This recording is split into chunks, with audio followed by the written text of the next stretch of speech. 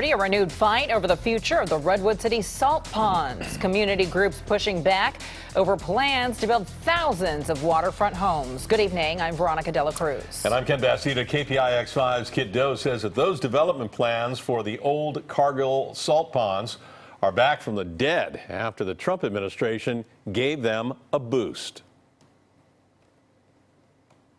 Now, there is so much public opposition to this that one county supervisor said it is not just an uphill battle, it is a cliff. The opposition to building homes here on the salt ponds is as vast and widespread as the ponds themselves. The Cargill salt ponds are a poster child for exactly where we should not build. Back in March, the EPA wrote this letter saying the Clean Water Act does not apply to the Cargill salt ponds. The EPA ruling reversed an earlier decision under the Obama administration and cleared a major federal hurdle to developing the 1,400-acre site.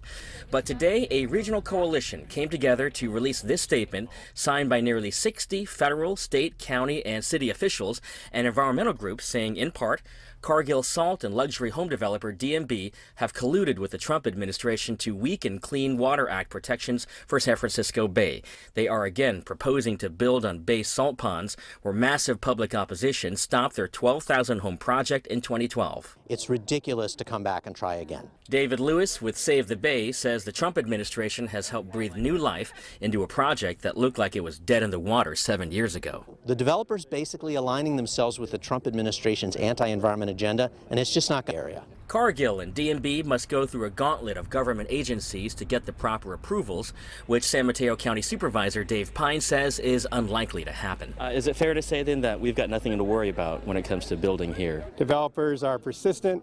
They work hard to attain the entitlements they want.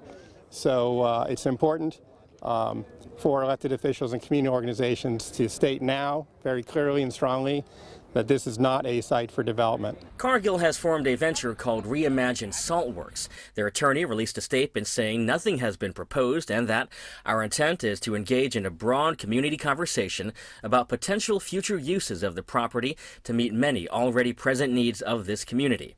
Manuel Barajas and Augustine Rodriguez have been hiking the nearby hills for more than a decade and say the traffic alone from a major development makes it a terrible idea. It'd be kind of crazy to see all that, taking off all that view that we have right now. Look, it looks beautiful right now. In Redwood City, Kiet Do, KPIX 5.